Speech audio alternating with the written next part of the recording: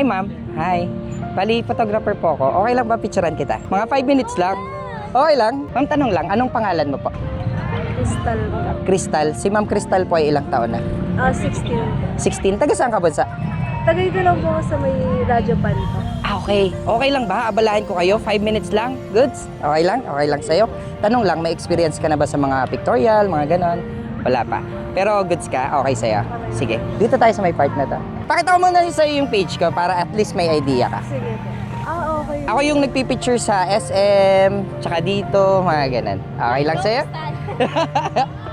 Nata-vlog ka na. Anong kinukuha mong course sa ngayon? Teaching. Teacher. Bakit yun yung napili mong course sa ngayon? Kasi na-enjoy ko po yung pagtuturo sa iba. Ayun. Ano yun? Family course mo? May mga tita ka ba? Mami na... Wala po. Gusto ko wala. lang po talaga. Gusto mo lang talaga. Hawak mo lang nakaganan. Parang naglalaro ka. Yan. Sige nga, try. Okay lang ba? Sasandal ka talaga. Yun. Smile. So, harap ka lang dito, tapos lapit ka. As in, lalapit ka lang, lalapit ka dun, ha? Yan, very good. Ganyan na, ha? Gusto ko na yan. Ano yung, sa tingin mo, pinakamalaking natutunan mo sa buhay, sa nangyayari sa buhay mo? Ano yung pinakamalaking natutunan mo na tingin mo yung mga kabataan ngayon may matututunan mula sa'yo?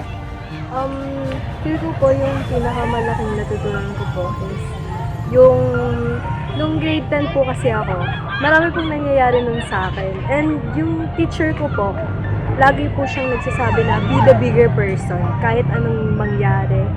And nadala ko po siya hanggang ngayon. So, tuwing may problema po ako, tuwing may parang hindi pagkakasunduan sa ibang tao, lagi ko pong sinasabi sa sarili ko na always be the bigger person. Ang ganda nun. Thank you so much, ha. Thank you. Dito kayo, tingnan nyo, dali. Sama ka. Ay, ang ganda! Tsaka effortless. Maganda talaga siya. Sumasali ka ba ng pageant? Busuan ko? So, dati po, nung bata pa siya. Hoy, Kasi yung pantas yun ba? Ay, meron din pageant. May mga pageant din. Sana maging teacher ka at sana mas marami pang tao o batang may matutunan sa'yo.